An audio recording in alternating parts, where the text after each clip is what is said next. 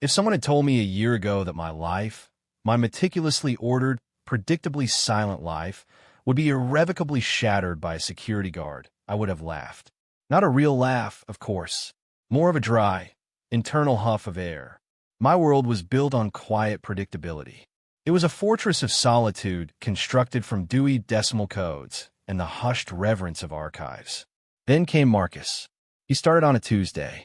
I remember because Tuesdays were my least favorite day, a long, dull plateau in the middle of the week. He was just there, standing by the main entrance of the Athenaeum, a solid block of a man poured into a navy blue uniform that seemed 2 sizes too small for his shoulders. He didn't smile. He didn't nod. He just watched, his presence a low hum of energy in the otherwise static-filled silence of the Grand Hall. From my perch in the research wing, I could see him through the tall glass doors. A distant, imposing figure. My colleagues, the few of them who spoke above a whisper, had their own theories. He was an ex-cop, an ex-military man, someone's nephew who needed a job. He was, to them, a piece of functional furniture. To me, he was a disruption, a question mark carved into the familiar landscape of my day. My life was a series of carefully curated routines. Coffee at 7:15, the walk to the Athenaeum at 8, lunch at my desk at precisely 12:30. The long, satisfying hours spent in the climate-controlled basement, surrounded by the ghosts of history trapped in brittle paper and faded ink. I didn't have friends, not really. I had acquaintances, people I exchanged pleasantries with. But my real companions were the long-dead poets and forgotten historians whose words I cataloged. They demanded nothing of me. Marcus demanded nothing either, yet he took up so much space. Not just physical space, which he did in abundance, but mental space. My eyes would drift towards the entrance, seeking him out. I'd map the slow, deliberate pattern of his patrol. The way he walked, a steady, ground-eating stride that was completely at odds with the delicate, tiptoeing shuffle of the library patrons. He was a wolf pacing a cage full of mice. He was, I decided from my safe distance, arrogant. The set of his jaw was too firm, the line of his mouth too severe. He looked like the kind of man who had never once doubted himself. The kind of man who populated my high school nightmares, all casual confidence and effortless physicality. The kind of man who would look right through someone like me. And for weeks, he did. Our interactions were non-existent. A ghost of a nod as I left for the night. So fleeting, I often wondered if I had imagined it. His eyes, a dark, unreadable color from across the hall, would sweep over me and move on, logging me as just another staff member, another part of the building's inventory. It was for the best. It was safer that way. My fortress had thick walls for a reason. And yet I watched. I learned the details. The way a small, white scar cut through his left eyebrow. The dense, black curls of his hair, always cropped short and severe. The sheer size of his hands when he rested them on his belt. He was a collection of sharp angles and solid mass, a study in contained force. And this quiet, obsessive observation became a new, unwelcome part of my routine. A crack in the foundation of my carefully constructed piece. My heart, a frantic bird trapped in my ribs, would beat a little faster when my shift ended, anticipating that brief, dismissive glance. It was pathetic. It was humiliating. It was the most exciting part of my day. The distance was a chasm. He was the guardian at the gate, and I was a creature of the deep archives. We occupied different worlds that happened to share the same roof. He was all broad-shouldered reality. I was dusty, forgotten lore. The barrier between us wasn't just professional, it was elemental. Fire and paper. And I knew, with the kind of certainty that settles deep in your bones, that fire always wins. So I kept my distance. I kept my head down. I pretended he was nothing more than a new fixture, a change in the lighting, a draft from an unfamiliar vent. I lied to myself every single day. Then came the storm. It wasn't a surprise. The sky had been a bruised, sickly yellow all afternoon. The weather alerts had blared from every phone. But no one expected it to hit so hard, so fast. The wind began to shriek, a living thing clawing at the old stained glass windows of the Athenaeum. The lights flickered once, twice, and then died with a final, definitive sigh, plunging the entire building into a thick, primordial darkness. A collective gasp went through the few remaining patrons and staff. Then, a wave of panic chatter. My first instinct was to retreat, to find my quiet corner in the archives and wait it out. My routine was shattered, my world upended. But before I could move, a voice cut through the darkness, calm and absolute. Nobody move, it was Marcus. His voice was deeper than I'd imagined, a low rumble that carried effortlessly through the cavernous hall. It wasn't a request. It was a command, and it silenced the rising panic instantly. Emergency lights flickered on, casting long, monstrous shadows across the marble floors. They bathed everything in a weak, chemical green. In that eerie glow, I saw him moving. He was no longer a static figure at the door. He was in motion, a center of gravity pulling the chaos into order. He spoke into his radio, his words clipped and professional, then began calmly directing the handful of patrons towards the emergency exits. I should have left with them. That was the protocol. But I was frozen, watching him. He handled a particularly frightened elderly woman with a gentleness that seemed utterly incongruous with his massive frame, his large hand resting reassuringly on her shoulder as he guided her. He was competent. He was in control. And my carefully constructed image of him as some arrogant brute began to crumble. By the time the last patron was out, the storm had become a full-blown hurricane. The rain was a solid wall of water against the windows, and the wind howled like a banshee. A tree limb cracked and slammed against the side of the building with a sound like a cannon shot. It was then that his voice cut through the noise again, this time directed at me and the two other staff members huddled near the circulation desk. Building's on lockdown. No one else goes outside. It's not safe. And just like that, we were trapped. The other two, a cataloger named Helen and a page named Ben, looked terrified. I just felt a strange, hollow buzzing in my chest. Forced proximity. The two most terrifying words in my vocabulary. Especially now. Especially with him. We were required to share this space, this dark, rattling cage, until the world decided to calm down. My routine wasn't just disrupted. It had been atomized. We ended up in the staff break room. It was one of the few interior rooms with no windows. Safer.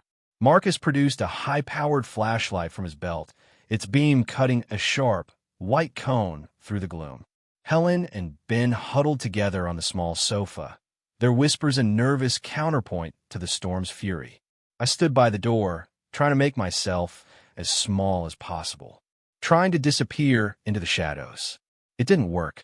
He turned the beam of the flashlight, and it landed on me. I flinched, feeling exposed, pinned like an insect in a display case. "You all right?" he asked. His voice was softer now, without the hard edge of command. I just nodded, a pathetic, jerky movement. My throat felt like it was full of sand. He held my gaze for a moment longer than was necessary. In the stark, white light, I could see the details I'd only ever guessed at from a distance. The scar wasn't white. It was silvery, and it bisected his eyebrow perfectly. His eyes weren't just dark. They were a deep, complex brown like wet earth. And there was a weariness in them, a deep-seated exhaustion around the edges that his rigid posture couldn't quite hide. He was just a tired man doing his job. The thought was somehow more terrifying than the myth I had created. "We need to check the building," he said, his gaze finally moving away from me to scan the room. "Make sure all the storm shutters held. Check the basement for flooding." He looked at me again. "You work in the archives, right? You know the lower levels better than anyone." My heart did a painful little flip-flop. He knew who I was, or at least what I did. I had been seen, observed, cataloged. "Yes," I managed to say, my voice a dry croak. "Good. You're with me." It wasn't a question. Helen and Ben looked relieved. I felt a cold knot of dread tighten in my stomach. To be alone with him, in the dark, in the belly of the building. It was a nightmare. It was a fantasy. My mind couldn't decide which. He handed me a smaller flashlight. As I reached for it, my trembling fingers brushed against his. His skin was warm and rough, calloused. A jolt, sharp and electric, shot up my arm. It was like touching a live wire. I snatched my hand back as if I'd been burned. He didn't react, his expression unreadable in the shifting shadows, but I felt the heat of that contact spread through my entire body, a blush that crawled up my neck and burned behind my ears. The first touch, accidental, insignificant to him, cataclysmic to me. My carefully guarded fortress had been breached by nothing more than the grazing of fingertips. I think he saw my panic. I think he saw the way I hugged myself, trying to contain the frantic energy that was suddenly coursing through me. But he said nothing. He just turned and led the way out of the break room, his broad back a moving wall of shadow in front of me. The main hall was colder now. The wind found its way through ancient cracks in the building's facade, creating mournful, whistling drafts. Our flashlight beams danced across the walls, illuminating familiar things in terrifying new ways. A marble bust of the founder looked like a screaming ghoul. The long, empty tables in the reading room looked like sacrificial altars. This way, I whispered, my voice barely audible over the storm. I led him towards the staff entrance to the archives. My territory, my kingdom of silence.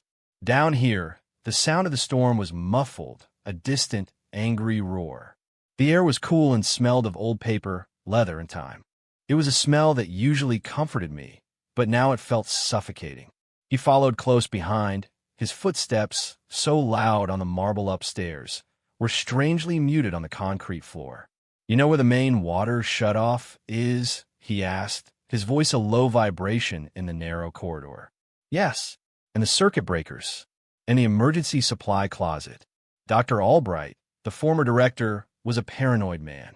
He insisted we have a full disaster kit for the first time all night.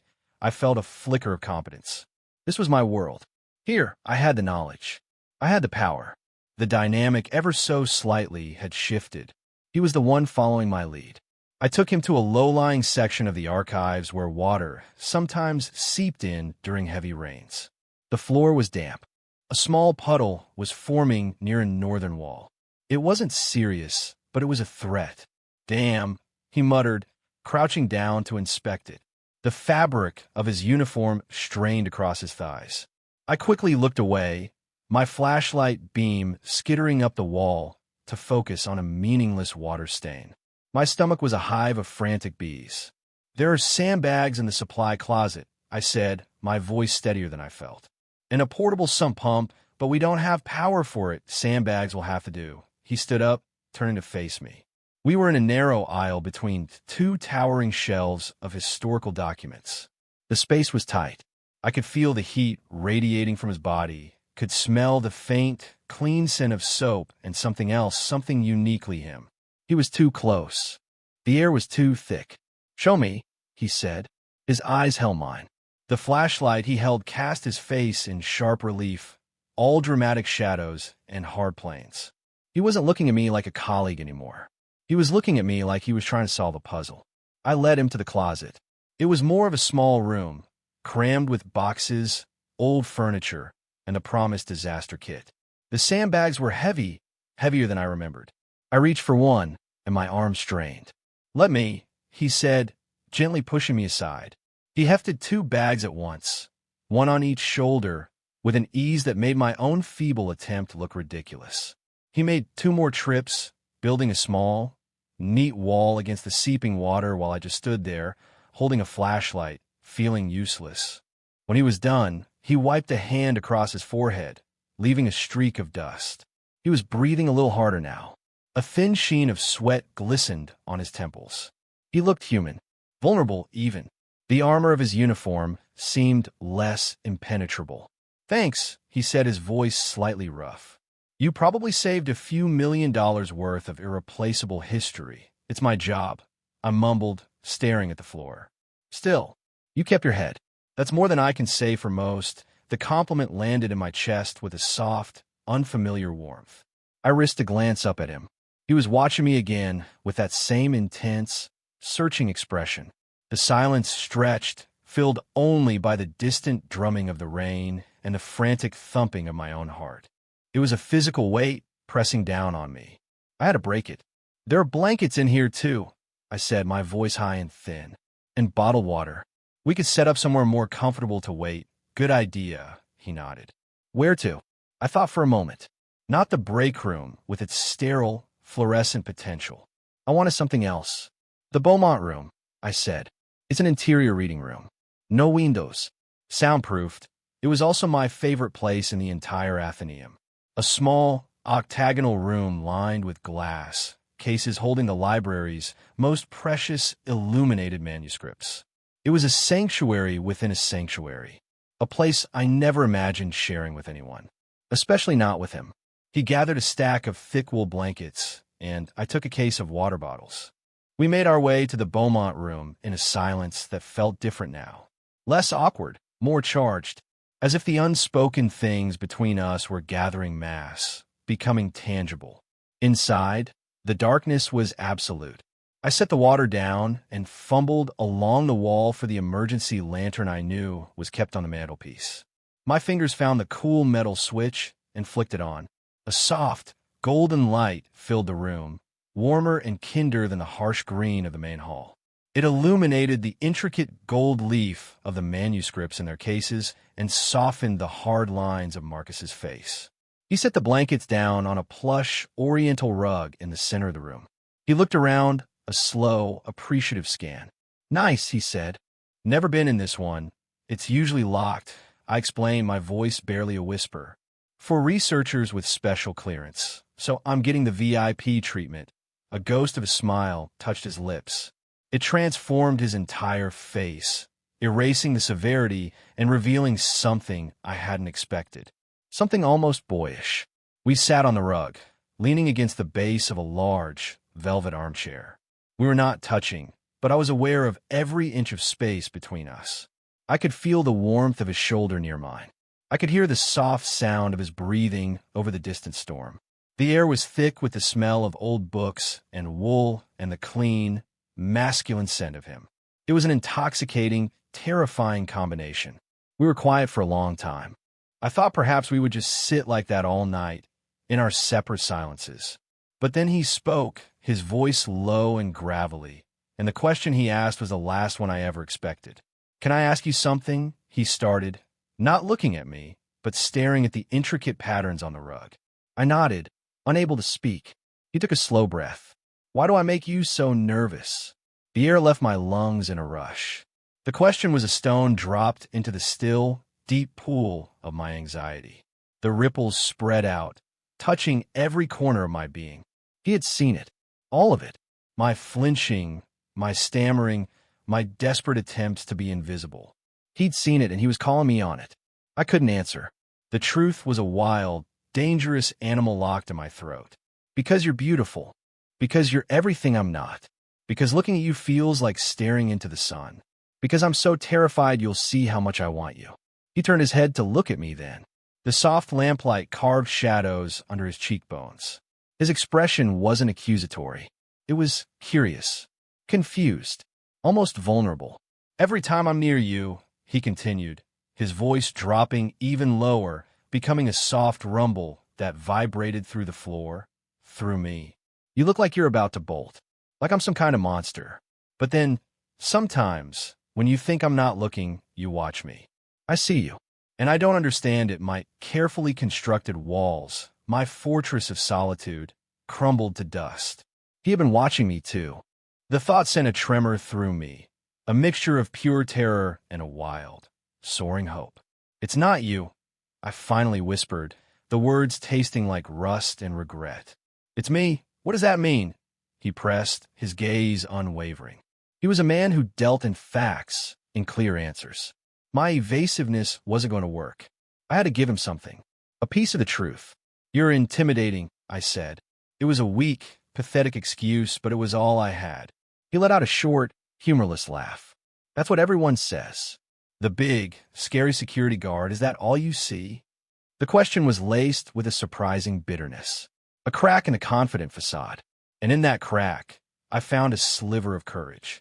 No, I said, my voice gaining a fraction of strength.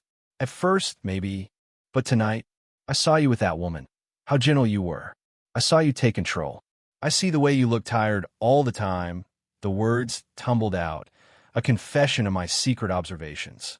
He was silent for a moment, processing this. The muscle in his jaw worked. And that makes you nervous? Everything makes me nervous, I admitted, the truth of it a stark, ugly thing in the warm, quiet room. But you're different. You're loud. Not your voice. I added quickly, seeing him frown. Your presence. It's a lot. For someone like me. Someone who prefers the quiet. He seemed to consider this. So you want me to go sit on the other side of the room? There was no malice in his voice, only a genuine question. No, I said, the word escaping before I could stop it. It was too honest, too revealing. No, I don't want that. The space between us seemed to shrink, the air growing heavy and electric. He shifted, turning his body more fully towards me. His knee brushed against mine. A spark, a fire. I didn't pull away this time. I couldn't. Good, he said, his voice a husky murmur. Because the thing is, you make me nervous too. My breath hitched. My world tilted on its axis. What? I breathed. Ow, I don't know, he confessed, looking as lost as I felt. I'm a simple guy, Leo, he used my name. He had never used my name before. It sounded foreign and beautiful coming from his lips. I see a threat, I handle it. I see a problem, I fix it. But you're not a problem. You're not a threat. But when I see you, my stomach twists up. I feel like I'm about to take a test I haven't studied for. I don't know the rules. His honesty was a physical blow. It knocked the wind out of me, leaving me raw and exposed. He felt it too. This strange, unnerving pull. This inexplicable connection. I wasn't alone in this. I don't know the rules either, I whispered. He looked from my eyes down to my mouth, and his own lips parted slightly. The air crackled. The world outside, the roaring storm, the entire Athenaeum, it all faded away until there was only this room, this golden light, and the man sitting so close to me I could feel the heat of his skin. He leaned in, slowly, hesitantly. It was a question, not a demand. He was giving me every opportunity to pull away, to retreat back into my shell. His eyes searched mine, asking for permission. And for the first time in my life, I didn't run from the risk. I leaned forward, closing the last inch of space between us. His lips were softer than I could have ever imagined. The kiss was not frantic or passionate. It was a discovery. It was hesitant and questioning and unbelievably gentle. It was a quiet conversation in a language I never knew I spoke. His hand came up, not to grab or pull, but to cup my jaw, his thumb stroking my cheek with a tenderness that made my eyes burn. A small, broken sound escaped my throat, and he deepened the kiss just slightly, a soft sigh escaping his own lips. It tasted of coffee and confusion and a longing so profound it mirrored my own. When we finally broke apart, we were both breathless. He rested his forehead against mine, his eyes closed. His hand was still on my face, a warm, grounding anchor in the swirling chaos of my emotions.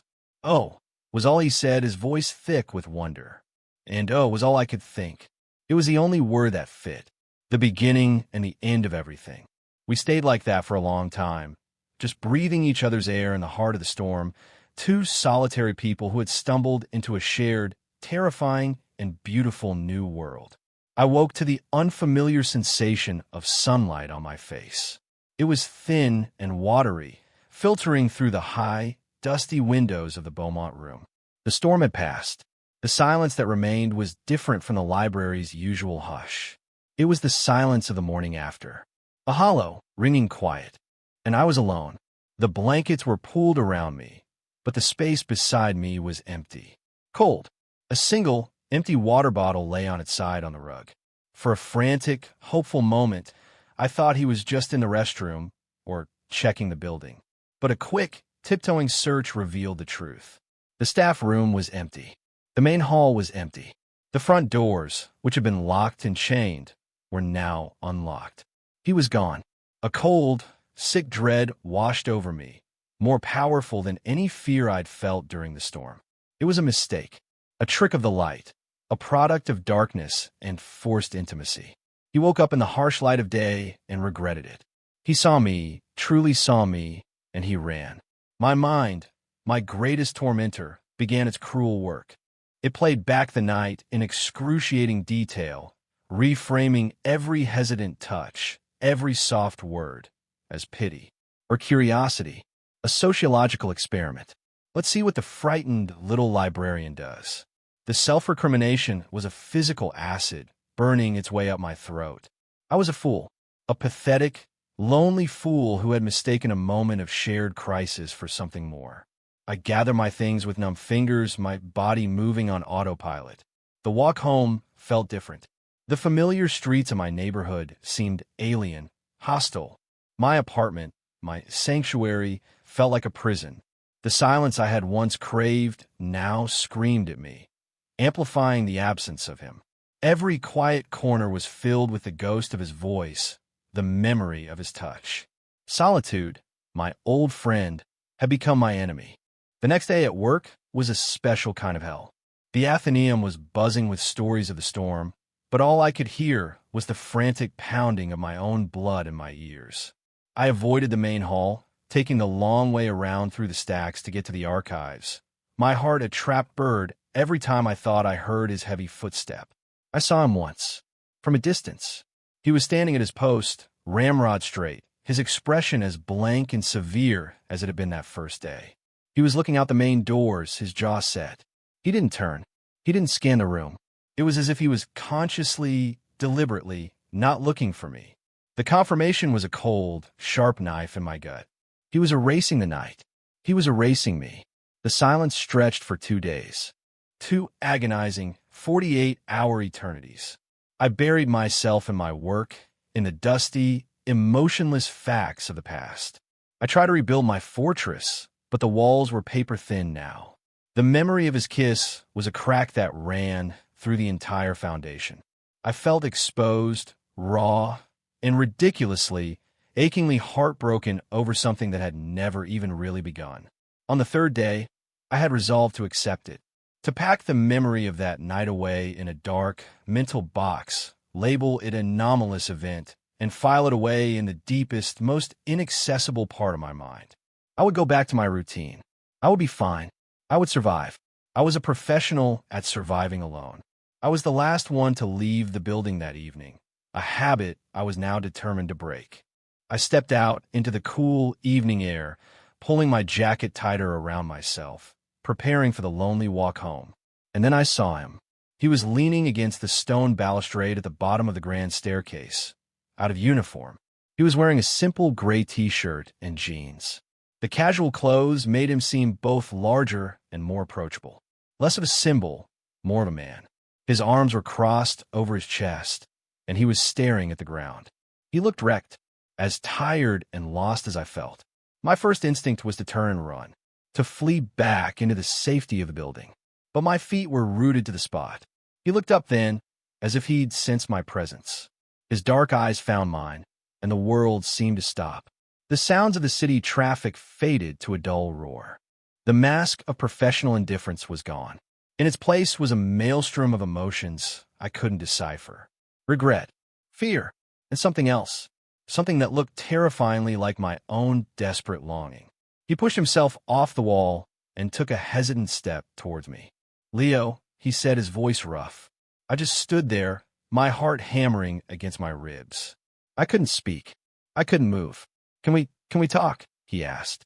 He shoved his hands into the pockets of his jeans, a gesture that seemed so uncharacteristically nervous it threw me off balance. I managed a single, jerky nod. He gestured to a small, quiet park across the street. We walked in silence, the gap between us a yawning chasm of unspoken words. We found an empty bench under a large oak tree, the streetlights just beginning to flicker on, casting a dappled, orange glow. He didn't sit right away. He stood in front of me, pacing a short, 2-step pattern on the pavement. He looked like a caged animal. Finally, he stopped and scrubbed a hand over his face, a gesture of pure exhaustion. "I'm sorry," he said, the words coming out in a rush. "I'm so sorry. The way I left, it was cowardly. There's no excuse. I found my voice, though it was thin and shaky. I thought you regretted it." He let out a harsh breath that might have been a laugh. "Regretted it?" He finally looked at me, and the raw vulnerability in his eyes stole my breath. Leo, I haven't been able to think about anything else. I can't eat. I can't sleep. I walk into work, and the only thing I can see is that room. You, then why? I whispered, the question full of all the hurt and confusion of the past 3 days. Why did you run? He finally sat down on the bench, though he kept a careful distance. He stared at his hands, which were clenched into fists on his knees. Because I was scared, he admitted, his voice barely audible. That's never happened to me before. With a guy. The confession hung in the air between us. It was a fragile, terrifying thing. I don't know what I'm doing, he continued, his voice thick with frustration. My whole life has been simple, black and white. You follow the rules, you do your job, you go home. I dated women. It's what you do. I never thought about it. He looked up at me. And then I started working at the Athenaeum. And I saw you. This quiet, serious guy who looked at the world like it was a book he was trying to read. And you got under my skin. I didn't understand it. It made me nervous. He said the word like it was a foreign concept. And then that night, in that room, it wasn't black and white anymore. It was, I don't know what it was, but it felt more real than anything I've ever felt in my life. He took a deep, shuddering breath. So I panicked. I woke up and the sun was out and it was all real and I just ran. I went back to my apartment and tried to put it all back in a box. Try to pretend it was just a weird thing that happened because of the storm. But it doesn't fit in the box. It's too big. He finally turned to me fully, his eyes pleading. I don't know what this is, Leo, but I know I can't go back to ignoring it. To ignoring you. It's killing me. The honesty of his words washed over me, cleansing the doubt and the fear. He was just as lost as I was, just as terrified. We were two cartographers trying to map a strange new country without a compass. I was scared too. I confessed, my voice soft. I'm always scared. You have a right to be, he said. I gave you every reason to be. He reached out, his hand hovering in the space between us for a moment before he gently, tentatively, laid it on my knee. The contact was a brand, a promise. I don't want you to be scared of me. I'm not, I said, and I was surprised to find it was the truth. Not anymore. A slow smile spread across his face, a real one this time. It reached his eyes, crinkling the corners and chasing away the exhaustion. Good. He squeezed my knee gently before pulling his hand back, as if testing the waters. He pulled his phone from his pocket. Can I have your number? I want to do this right. Not trapped in a library in the middle of the night. I want to take you to dinner, or for a coffee, somewhere with lights, and other people. The symbolic gesture, the tangible act. It was more than I had ever dared to hope for. A future beyond the Athenaeum's walls. I gave him my number, my fingers surprisingly steady as I typed it into his phone. He sent me a text immediately. A single word. Marcus. So I would have his number. So there would be no more silence. I have to go, he said, standing up. My shift starts. But I'll call you. Okay, I said, a smile I couldn't contain spreading across my face. He hesitated for a second, then leaned down and pressed a soft, brief kiss to my cheek. It was chaste and gentle, and it sent a shockwave through my entire system. Then he turned and walked away, his stride long and purposeful again, but different, lighter. I sat on that bench for a long time, my fingers pressed to the spot on my cheek where his lips had been. The world hadn't gone back to normal. It had been remade. And for the first time, I wasn't afraid of what came next. The next morning, I woke to the smell of coffee. Not my usual bitter, utilitarian brew, but something rich and dark. I opened my eyes, and for a moment, I was disoriented. This wasn't my bedroom. The light was different. The sheets smelled like sandalwood and clean laundry. They smelled like him. Then Marcus walked in, a mug in each hand. He was wearing a pair of soft gray sweatpants and nothing else. His chest was broad, dusted with dark hair, and my heart gave a familiar, pleasant ache at the sight of him. He smiled when he saw I was awake. It was a soft, sleepy, early morning smile that I was quickly learning to cherish. Morning, he rumbled, handing me a mug. I figured you for a black coffee kind of guy. You figured right, I said, my voice thick with sleep. I took a sip. It was perfect. We sat there for a moment, in comfortable silence, the morning sun streaming through the window of his small, tidy apartment. There was no anxiety, No fear of him leaving. Just a quiet, domestic peace I had never known. It had been 2 months since that night on the park bench. 2 months of hesitant first dates, of long conversations, of slowly, carefully learning the landscape of each other. We learned his intimidating silence was really a thoughtful quiet.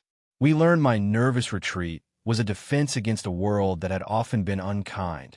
He wasn't the arrogant brute I had imagined, and it turned out, was not as fragile as I had believed. He set his mug down on the nightstand and slid back into bed, pulling me against his warm, solid chest. I rested my head in the hollow of his shoulder, his arm wrapping securely around me. This was our new routine, a routine of shared spaces, of whispered conversations in the dark, of waking up together. I thought back to the man I was before him, the man who lived in a fortress of silence, who believed that solitude was the same as safety. My life had been a meticulously cataloged collection, ordered and predictable and utterly devoid of color. Marcus hadn't just breached the walls of my fortress, he had demolished them. He was a force of nature, a hurricane that had ripped through my quiet life and rearranged everything. And in the wreckage, we had built something new, something stronger, something shared. He was the plot twist I never saw coming, the unexpected disruption that led me not to chaos, but to a truer, braver version of myself. He was right. I was a man who liked to read the world, but I had been reading the same, safe chapter over and over again. Marcus was an entirely new book, written in a language I was only just beginning to learn, and I knew, with a certainty that settled deep in my bones, that I wanted to spend the rest of my life reading every single page.